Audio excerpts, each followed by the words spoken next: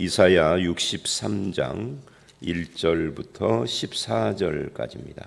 이 61장과 64장 이 두 장이 연결되는 그런 내용입니다. 61장이라고 그랬죠. 63장, 63, 4장이 연결되는데요. 63장 1절로 6절은 하나님의 승리에 대한 이야기고요. 63장 7절서부터 64장 마지막까지는 찬양과 기도에 대한 내용입니다. 먼저 하나님의 승리에 대한 1절로 6절을 보시면 이게 원수에 대한 심판 이야기를 하시는 그런 내용이죠. 1절에 에돔에서 오는 이 누구며 그러는데 이 에돔은 잘 아시는 것처럼 야곱의 쌍둥이 형인 에서의 후손들입니다. 그러니까 아브라함의 자손들이죠. 근데 아브라함의 자손들인데 아브라함의 자손이 다 성경에서 말하는 구원받은 하나님의 백성은 아닌 거예요. 그 태어날 때부터 몸이 붉은색을 띠었다라고 창세기 25장이 말을 하는데 이제 그런 의미에서 붉다라는 의미로 에돔이라고 해요. 그 에서의 후손이 세운 나라예요, 이 에돔이.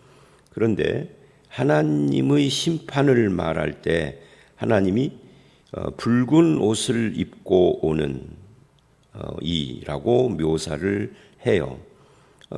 이 보스라는 에돔의 그 어떤 구도 그러니까 옛날 수도예요. 그래서 에스라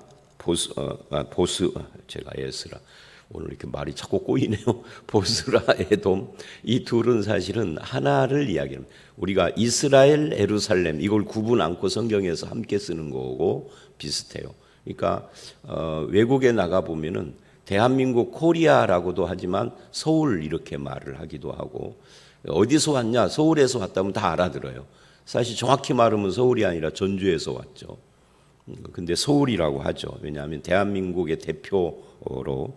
그래서 이게 같은 이야기입니다. 뭐 그건 중요한 건 아니고요. 근데 이 2절을 보면 뭐라고 그러냐면 어찌하여라고 해요. 어찌하여 내 의복이 붉으냐, 내 옷이 포도즙 틀을 밟는 자 같으냐. 그러니까 붉다라는 것과 포도즙 틀은 포도를 넣고 이렇게 밟는 겁니다. 포도주를 만드는 과정이겠죠. 그러면은 거기서 어떤 색깔이 튀어나오느냐면 붉은 색깔이 나오죠. 포도에서. 근데 그거하고 네가 입은 의복이 붉은 이거하고 유사하다를 이야기를 하면서 그게 이제 하나님의 심판하고 연결이 되는 겁니다. 그 계시록에 보면은 마지막에 하나님께서 예수님께서 재림하셔서 심판하실 때 두 가지 추수를 하죠. 낫을 가지고 추수를 하는데 알곡을 베어 창고에 드리는 추수하고 포도를 추수해서 틀에 놓고 밟는 추수. 그거는 이제 첫 번째는 구원이고 두 번째 이 포도즙 이거는 심판을 이야기를 합니다. 근데 그 밟을 때 그 포도가 깨지면서 튀어서 그 붉은 피가 뭐 12,000 스타디온에 뭐 이렇게 뭐 이런 식의 이야기를 하는데 그것이 이제 여기하고 연관이 되는 거죠. 하나님의 심판을 상징하는 그런 내용입니다. 그러면서 여기서 너라고 하는 이 2절은 1절에 붉은 옷을 입고 에돔에서 오는 이 하고 연관이 돼요. 어찌하여 내 의복이 붉으면 내 옷이 그랬는데 그 에돔에서 오는 이가 누구냐? 그는 나이니 그래요. 여기서 나는 하나님이죠. 이게 하나님인 거예요. 하나님이 공의를 말하는 이요 구원하는 능력을 가지니라. 공의를 말하고 구원과 공의. 그러니까 이건 항상 양면이죠.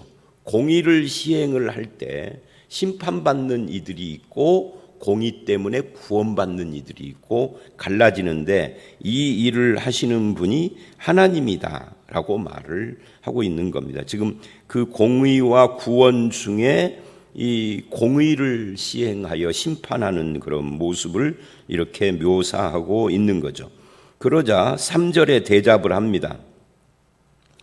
내가라는 말은 하나님을 말합니다. 하나님이 포도즙 틀을 밟았기 때문이다라는 거죠. 근데 홀로 밟았다 그래요. 하나님의 구원과 하나님의 심판, 이 양면은 항상 하나님이 단독으로 하시는 겁니다. 누구의 협조가 필요 없어요. 인간의 협조. 구원하는데 인간이 뭔가 기여를 하는 것이 아니죠. 심판에도 마찬가지죠. 하나님이 홀로 하신다. 근데 하나님께서 포도즙 틀을 밟았다. 어떻게? 내가 노함으로 분함으로. 하나님의 진노를 이야기를 하는 거죠. 그래서 그 하나님의 진노와 노함으로 밟았기 때문인데 그 결과 그들이 선혈이 내 옷에 튀어 내 의복이 다 더럽혀져서 그래서 빨간색이라는 거죠. 이게 참 1절로 3절이요. 이제 묘해요. 에돔이 붉다는 뜻인데 이렇게 읽다 보니까 그 붉은 옷이 하나님의 옷이었어요. 왜 그렇느냐 하면 에돔이 심판받아 피 흘린 것이 튀어서 이렇게 지금 묘사를 하고 있는 겁니다. 하나님의 심판, 포도즙이 튄 것처럼 선혈이 옷에 튄 것이다. 그런 이야기죠. 그러면서 4절에 내가 원수 갚는 날이 내 마음에 있고 내가 구속할 해가 왔으나, 여러분 보세요. 원수 갚는 날, 구속할 해. 아까도 말씀드렸죠. 양면을 말을 한다는 거죠. 공의와 구원, 구속과 원수 갚는 날. 그러니까 하나님의 심판의 날이 어떤 사람에게는 구원의 날이라. 항상 양면을 가지고 있다는 거죠. 그래서 우리가 하나님의 심판의 대상이 될 것이냐, 구속의 대상이 될 것이냐 하는 문제가 심각한 거죠. 어떤 이에게는 하나님의 심판이 진노가 되겠지만 다른 이에게는 그것이 신원해 주는 것이 된다는 것을 말하고 있는 겁니다. 그래서 계시록 19장 13절로 16절을 보면 예수님의 재림을 묘사하면서 그 피 뿌린 옷을 입은 분으로 묘사를 해요. 이 피 뿌린 옷은 십자가의 피 뿌림을 상징하는데 한편 이것이 하나님의 진노의 포도즙 틀에서 튄 피, 그러니까 구원과 심판 둘 다 상징하는 거죠. 그렇게 묘사한 것이 오늘 말씀하고 유사한 내용입니다. 그러니까 구약이든 신약이든 하나님의 역사는 동일한데 다만 역사 발전 속에서 의미가 완성되고 아직 미래를 바라보고 약속 중에 있고 뭐 이런 차이만 있는 거죠.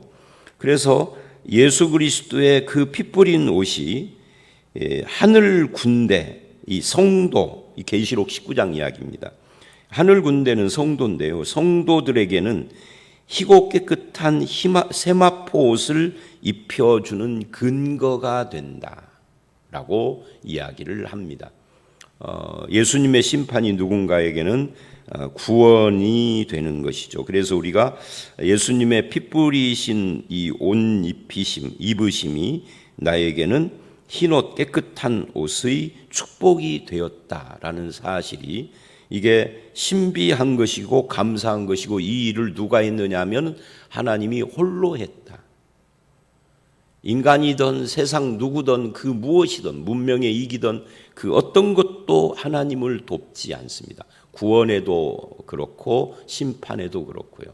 그래서 우리가 구원을 은혜라 그러는 겁니다. 은혜라는 말을 할 때는 이 홀로 개념, 어느 것도 하나님을 돕지 않았다라는 이 개념이, 여러분 구원과 심판만 그러나요? 창조도 하나님이 누구와 협력해서 하신 것이 아니죠. 세상 역사를 섭리하고 이끌어갈 때 뭐 천사들하고 의논했나요? 아니면 신령한 사람하고 의논해서 했나요? 안 그렇죠. 다 하나님이 홀로 하시는 겁니다. 그래서 하나님이 홀로 하시는 분야가 있어요. 그런데 한편 인간의 순종을 요구하는 분야가 있죠. 그러니까 하나님이 홀로 하시는 큰 역사, 이것과 인간의 협조와 순종과 인간이 따르기를 원하는 것이 있어요. 요 구분이 돼야 하는 겁니다. 창조, 심판, 구원, 역사, 섭리 이런 것은 하나님 홀로 하시는 일입니다. 5절 내가 본즉 도와주는 자도 없고 그래요. 이게 홀로라는 말하고 연결된 거죠. 붙들어 주는 자도 없으므로 이상하게 여겨 그랬지만은 있어야 된다 하는 말을 하는 것은 아닙니다. 내 팔이 나를 구원하며 내 분이 나를 붙들었습니다. 여기 팔이라고 하는 것은 1절에서 말하는 구원하는 능력할 때 이 능력을 묘사할 때 팔로 하는 경우가 구약에는 종종 있습니다. 실제로 하나님이 우리 같은 팔을 갖고 있을까요, 없을까요? 없죠. 왜? 육체가 아닌 영이시니까. 그래서 하나님을 이걸 인간과 하나님의 동형동성적 표현이라고 그래요. 동형, 같은 모양, 같은 성질로 표현을 하지만 실제로는 아닌 거죠. 그러니까 이렇게 쉽게 말하면 이런 거예요. 하나님의 능력을 묘사할 방법이 없어서 인간을 빗대서 묘사하는 겁니다. 하나님의 능력을 팔이라고. 하나님이 온 세상을 감찰하시는 것을 눈으로 표현해. 실제로 하나님의 눈이 있는 것이 아니라 우리는 인간의 한계를 갖고 있어서 인간 나의 모습을 초월한 어떤 것을 상상을 못 하잖아요. 그러니까 눈이라고 그러는 겁니다. 팔 또는 하나님이 새 땅을 밟고 서신 것처럼 말을 할 때도 실제로 발이 있는 건 아죠. 세상을 지배하고 통치하시는 것을 그렇게 표현을 하는 겁니다. 자, 그런 의미에서 지금 도와주고 붙들어주는 자가 없이 이상히 여겼다 하는 것은 하나님 백성이 이방 원수들에게 억압받는 상황에서 구원할 중재자가 없는 것을 말하는 겁니다. 하나님을 돕는 사람이 필요하다는 이야기가 아니라 이 구원과 심판에서 중재할 자가 없다. 이것을 가슴 아프게 생각하시고 하나님 자신이 구원하고 붙들어 주시겠다라고 한 거예요. 불쌍히 여긴 거죠. 이것은 구원이 하나님만 하실 수 있다는 것을 또다시 암시한 것입니다. 6절 내가 노함으로 말미암아 만민을 밟았으며 내가 분함으로 말미암아 그들을 취하게 하고 그들의 선열이 땅에 쏟아. 이 취하게 했다라는 것은 이 포도즙 틀하고 연결된 비유적인 표현인 거죠. 그들의 심판으로 취했다 그런 이야기입니다. 이게 이제 여기까지가 하나님의 승리예요. 그러니까 이 하나님의 승리가 둘로 나타난 거죠. 심판과 구원, 양면을 가지고 있다. 근데 저와 여러분이 구원에 속한 하나님의 백성의 자리에 있다는 것은 엄청난 축복이고 은혜다 하는 것을 깨닫게 됩니다. 7절서부터 64장까지 쭉 이어지는 말씀인데 오늘 본문 14절까지를 잘라서 봅니다. 여기서부터는 하나님의 보복과 심판 대신 구원하심, 구원을 이야기를 하는 이것이 중심 주제입니다. 구원과 은혜가 이 둘은 양면이기 때문에 한쪽을 이야기를 하면 다른 쪽이 발생하고 있는 거예요. 7절 내가 말하리라 라고 말을 합니다. 무엇을 말을 하는가? 이 하나님의 양면, 심판과 구원 중에 내가 늘 말하고 집중해야 할 것이 뭔가를 보여주고 있어요. 나에게 베푸신 모든 자비와 찬송을 말하리라 라고 그럽니다. 그의 사랑을 따라 그의 많은 자비를 따라 이스라엘 집에 베푸신 은총을 말하리라. 그러니까 여기 이 단어들을 보세요. 베푸신 자비와 그 찬송, 그 사랑을 따라 많은 자비를 따라 베푸신 은총, 베풀었다라는 말을 하죠. 베푸신 자비, 베푸신 은총, 그것을 찬송하고 말하겠다.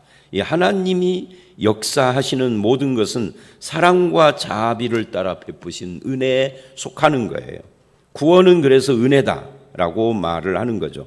그래서 말하자면 이 모든 것은 그 근거가 하나님의 사랑 자비에서 나오는 은혜지 하나님이 홀로 베풀어 준 거죠. 그래서 우리의 공로 자격에서 나오는 것이 아니다. 이것 때문에 감사하고 찬송하는 거다라고 말을 합니다. 이 자비라는 말이 헤세드예요. 헤세드라는 것은 우리가 쉽게 한량없는 은혜를 말하는데 언약의 성실한 하나님의 사랑과 자비를 말하는 겁니다. 하나님의 언약의 신실함이죠. 이스라엘은 불의했는데 하나님은 여전히 신실하셔서 변치 않는 사랑, 헤세드로 이 언약적 사랑으로 이스라엘에게 구원이 된 것이다 하는 거죠. 이 말한다를 통하여서 저들이 기억나게 하시는 하나님의 은혜와 자비를 기억나게 하시려는 목적을 가지고 있는 겁니다. 8절로 9절을 보면 8절 그가 말씀하시되 그들은 실로 나의 백성이요 거짓을 행하지 않는 자녀라 하시고 그들의 구원자가 되시며 그들의 모든 환난에 동참하사 구원하신다. 이렇게 이야기를 해요.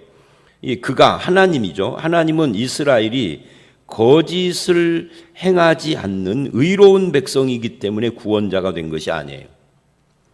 그들이 의로운 백성으로 살게 하려고 구원을 한 거죠. 그러니까 의로운 백성으로 이것은 원인이 아니라 결과에 속한다는 거예요. 그 결과를 앞에다 놓으면 원인이 되고 그러면 그것은 은혜의 복음이 아닌 거죠. 의로운 삶은 구원의 이유가 아니라 목적이고 열매고 결과다. 그 이야기를 해요. 그래서 그가 말씀하시되 에서 그는 7절에 그분 언약의 신실한 헤세드의 하나님입니다. 그분이 말씀합니다. 뭐라고요? 너는 나의 백성이고 나의 자녀다. 하나님의 말씀의 핵심이죠. 너는 내 것이다, 내 자녀다, 내 백성이다. 9절 그들의 모든 환난에 동참하신다. 내가 어려움을 당할 때 왜 하나님 나를 안 도와주십니까? 이게 이제 우리들의 원망이잖아요. 어제 말씀에서도 이사야 49장에서도 그런 것을 봤는데 그때 하나님이 뭐라고 그래요? 아니다. 나는 너를 잊지 않으려고 손바닥에다 네 이름을 새겼다. 이렇게 말씀하시잖아요. 여기서도 똑같아요. 그들의 환난에 동참하시는 분이다. 그래서 구원하시고 사랑과 자비로 안으신 것이다 라고 말씀을 합니다. 그러나 10절을 보면 그들이 반역을 한 것을 이야기를 해요. 10절에 그들이 반역하여 주의 성령을 근심하게 하였으므로 그가 돌이켜 그들의 대적이 되사 친히 그들을 치셨더니 그들이 반역하여 성령을 근심하게 했다. 이 성령 이야기가 나왔으니까 우리가 이 성령의 근심 이야기를 한번 해볼 필요가 있어요. 성령이 왜 근심을 하느냐 할 때 방언 주려고 그러는데 안 받아서 근심했다든지 아니면은 누군가를 통하여서 예언을 했는데 그 예언을 불신해서 근심했다든지 성경에는 그딴 말을 한마디도 하지 않습니다. 성령 근심 이야기를 할 때는 구약도 그렇지만 여기 구약에서는 반역 때문이에요. 순종하지 않는 삶. 신약에서는 이 성령을 근심케 하지 말라. 에베소 4장에 나오는 대표적인 구절이죠. 거기서 성령을 근심하게 하는 이유를 여러 가지를 말을 해요. 도덕질하고 분을 해결하지 않고 계속 분을 품는 거라든지 음란하든 방탕이라든지 악하고 노함이라든지 이런 것들을 쫙 이야기해요. 어느 것 하나도 방언 주는데 안 받은 것 가지고 이야기하잖아요. 은사 가지고 이야기하잖아요. 다 뭘로 말을 하죠? 성령 근심 전부 다 100% 삶을 이야기하는 거예요. 삶의 태도. 그리고 우리는요, 성령 하면은 무조건 은사에다 갖다 대가지고 성령이 역사하시는 그 방법이나 목적이 우리의 삶을 새롭게 하고 우리의 삶을 바꾸는데 그 목적이 있고 삶의 열매를 이야기하는데 목적이 있는 이것을 은사로 대치를 함으로써 이상한 기독교, 무속적 무당 같은 기독교를 만든 거예요. 성경 읽어보세요. 성령이라는 주제로 읽어보시면 그런 거 다 알 수 있어요. 읽을 때 주의해야 할 것이 있어요. 제가 왜 이런 말을 하느냐면 요즘은 하도 그 인터넷이나 이런 것이 발달해서 치면은 쫙 예를 들어서 성령 근심 하고 치면은 성경 구절이 신구약에 있는 성경 구절이 다 쫙 나오잖아요. 저는 그런 걸 사용 안 씁니다만은 왜냐하면 그런 걸 사용하는 것은 문맥을 무시하는 것이라 사용하지 않아요. 그런데 그렇게 쳐서 읽으실 분이 있기 때문에 제가 말하는 거예요. 읽을 때 반드시 앞뒤 문맥을 보면서 읽어야 돼요. 그냥 거기에 나온 그 구절들만 읽으면 안 돼요. 그 구절 하나하나를 앞뒤를 쭉 적어도 한 장을 쭉 같이 읽어보셔야 돼요. 성령이 뭘 말하느냐면 성령이 말하는 것 신비한 은사가 초점이 아니에요. 신비한 은사 이야기를 할 때도 항상 초점은 구원과 삶의 변화 이야기를 하는 거예요. 그래서 능력이 아니라 변화입니다. 근데 우리는 거꾸로 해요. 변화는 없고 능력만 말하는. 이건 잘못된 거예요. 그렇게 가니까 무속 종교화 되는 겁니다. 자, 다시 여기 와서 그러니까 그들의 반역 때문에 성령이 근심한다는 거예요. 하나님의 대적이 돼서 그래서 하나님이 근심하는 겁니다.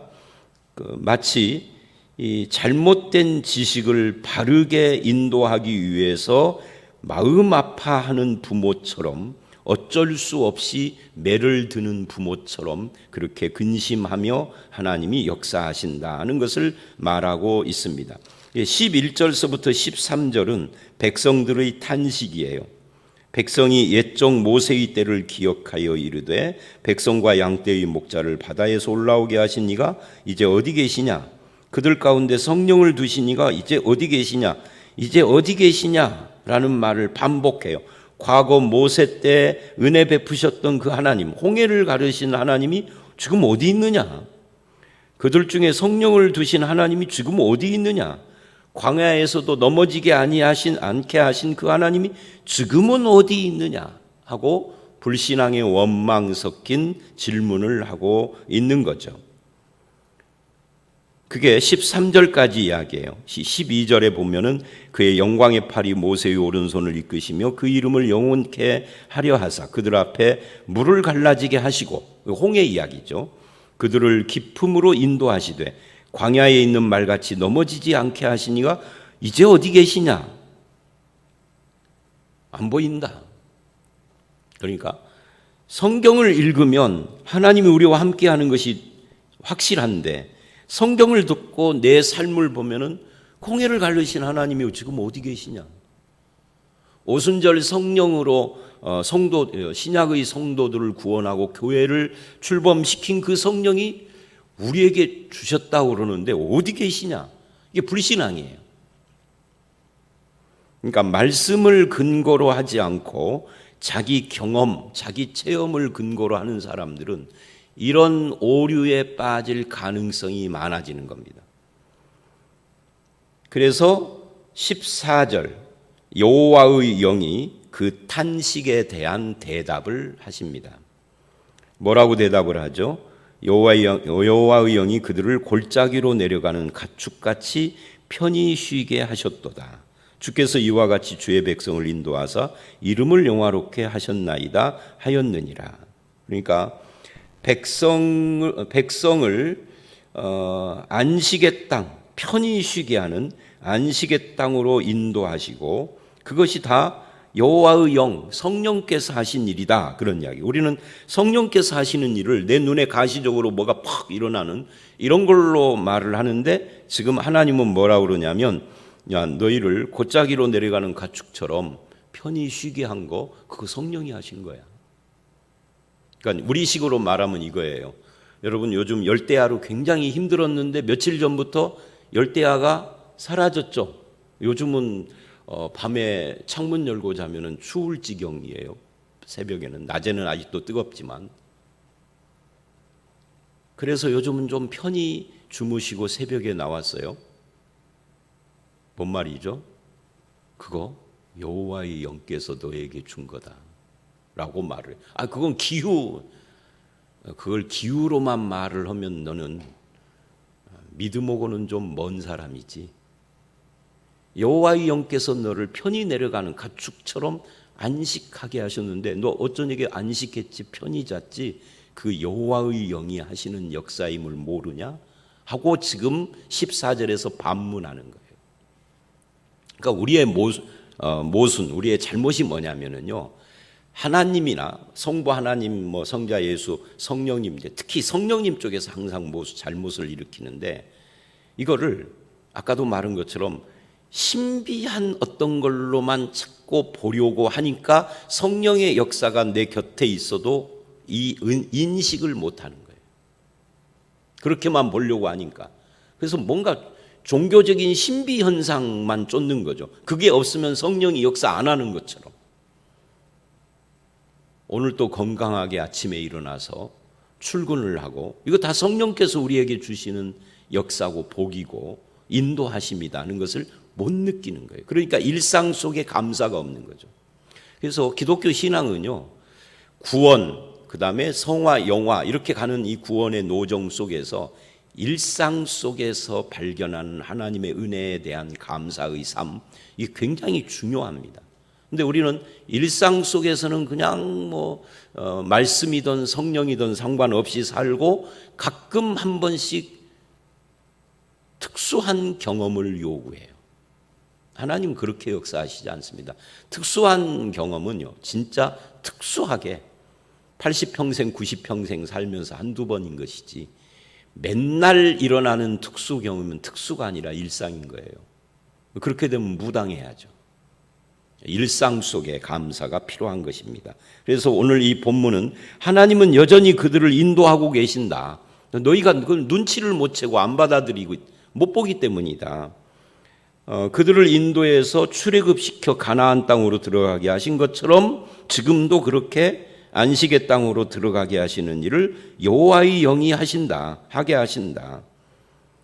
그렇게 내 삶을 인도하시는 하나님을 따라 믿음의 눈으로 바라보며 하나님께 영광을 돌리는 삶, 그 이름을 영화롭게 하셨나이다 라고 이렇게 대답을 한 거죠.